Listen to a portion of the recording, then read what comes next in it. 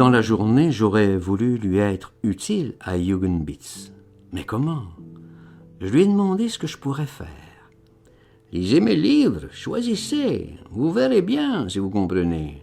Ce n'est pas difficile, vous verrez. Là, alors, il m'a fait bien plaisir. Jamais personne ne m'avait fait si plaisir. Je l'ai regardé bien encore. Il se foutait pas de moi. Et il voulait pas m'enculer non plus. Il voulait vraiment que je cherche à comprendre ce qu'il y avait d'écrit, d'expliquer dans les livres de médecine, que je m'instruise un peu au lieu de rien faire. Je l'intéressais donc autrement que devenu main-d'œuvre, soldat, maquereau, voleur, déserteur, fumier, paillasse. Je l'intéressais tout simplement alors comme moi seulement, comme un homme. C'est la première fois que ça m'arrivait. J'y croyais à peine. Jamais personne, surtout d'instruit, avait encore fait attention à ce que je pensais ou ne pensais pas.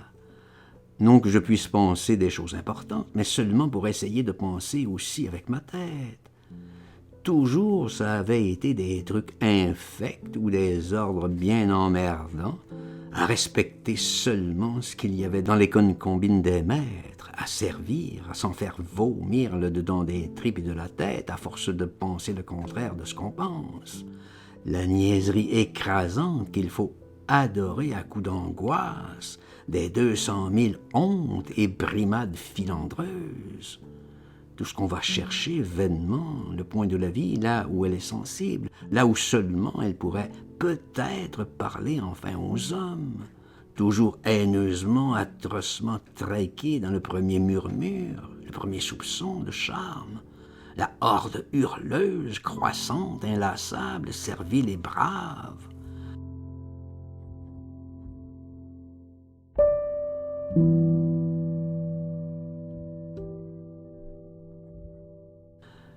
Le gorille battait, torturant à la chasse éternelle des moindres sources de musique les plus discrètes, les plus secrètes.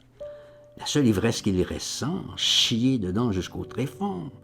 Les mânes du héros sentent la merde et la musique. Les médecins jusque-là m'avaient fait plutôt peur, surtout ceux de la guerre, des ennemis aussi. C'est des dieux, des véritables dieux qui la connaissent, la vie dans ses secrets, et les miens aussi par le fait. J'aimais mieux rencontrer 100 voyous dans mon genre qu'un seul médecin. Les voyous, ça pavoise, ça trombonne, et puis il suffit qu'un tout petit mot qui touche à la chose sensible, à la valve exactement, il s'écarquille en moins de 2, s'éparpille et s'évapore. Un voyou, c'est plus faible que n'importe quoi. Ça reste gonflé par miracle. Moi, médecin, c'est le pouvoir que j'aurais voulu, l'intime, le véritable, celui qui est là au petit nerf de la douleur physique, celui qui ne ment pas. Il n'aurait pas fallu recommencer l'existence alors par un autre bout. J'étais engagé. Tout de même, jamais j'avais été flatté, moi, par personne. La première flatterie que j'ai eue, c'est M. Jugendbitz. J'y aurais léché les mains. Je serais mort pour lui sur place, moi, pour ce petit con de juif. J'y ai dit. Il s'est mis à doucement rigoler comme il avait l'habitude. Borkrom, il a été un peu jaloux, forcément, quand il m'a vu taper dans la bibliothèque. En vérité, c'était des livres par terre sur un rang. Lui, pourtant, Borkrom, qui était généreux d'esprit aussi, puisqu'il était tout à fait partisan de l'émancipation de la pensée, comme il disait, et qu'il l'avait gueulé de toutes ses forces dans les moments d'accalmie depuis 30 ans et plus de la mer Blanche à Bedford Square. De me voir m'émanciper, ça l'agaçait. J'avais du mal même à lire, je le confesse. J'avais un mal affreux. Je sautais par-dessus les lignes. Je ne pouvais pas me fixer l'attention sur une ligne à la fois, à cause de mon oreille qui me hurlait dans l'esprit en même temps. Je galopais sur les textes, je ne pouvais pas. De ça, alors, j'étais bien malheureux. Mon père, lui, je suis sûr qu'il pouvait lire une seule ligne à la fois. Il avait été au lycée. Borkrom aussi, ce fumier, il avait été au lycée. Il avait pas mal d'oreilles et pouvait lire bien posément. Je dois dire qu'il a été finalement tout à fait obligeant quand il a vu que j'avais tant de mal.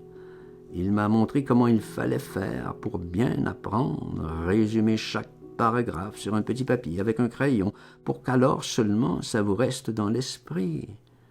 Autrement, tout ce qu'on lisait, ça se perdait en bafouillage, en suppositions. Pour être sûr des choses qu'on a comprises, faut donc les remettre à la discipline, comme au régiment.